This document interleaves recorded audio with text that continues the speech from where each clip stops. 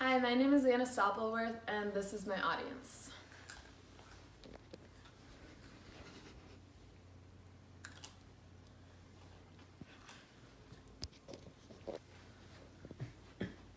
As of right now, 2.3 million people are incarcerated within the United States. And of that 2.3 million, 200,000 of those people are incarcerated due to drug abuse. This is a statistic taken from an article written by Peter Wagner on prisonpolicy.org in 2018. My parents have been to many foster care seminars, which is how I first found out that the number of drug addicts is increasing, which is in turn increasing the number of kids that are entering the foster care system.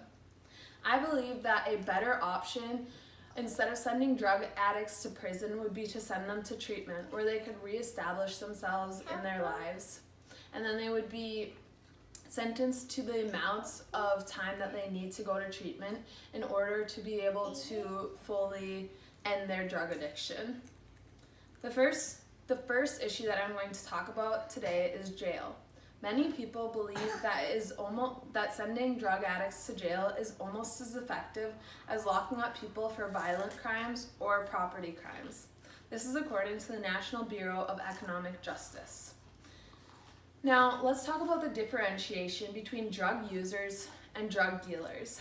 Many people believe that all of these drug users and drug dealers should be sent to prison because they're related to those violent crimes.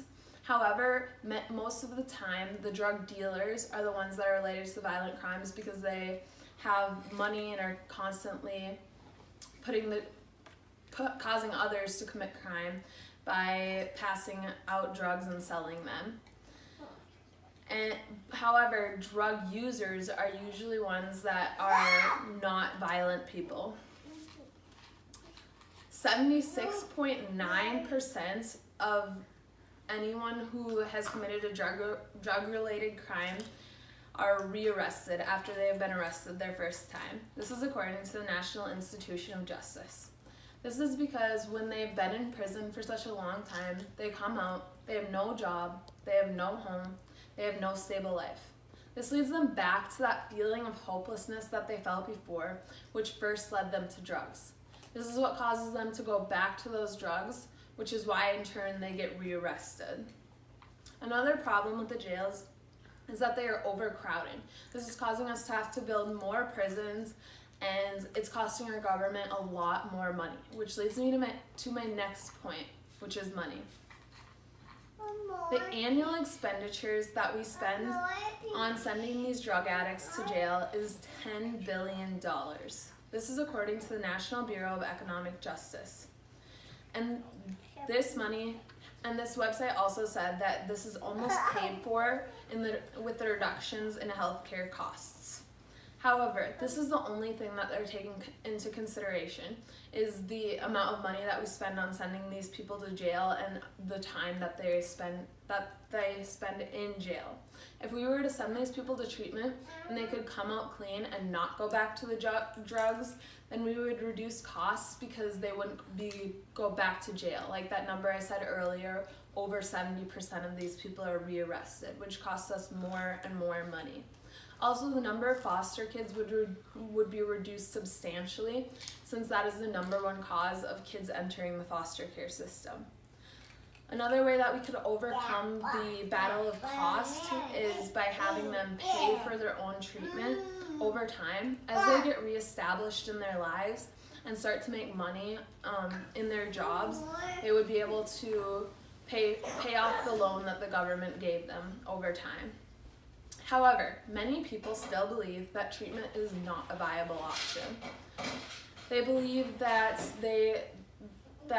drug addicts are too violent, like I said earlier, and they also believe that the staff at these treatment centers are untrained and that the programs are not very well. So just like people get rearrested in the jails, they believe that these people will relapse and have to go back to treatment.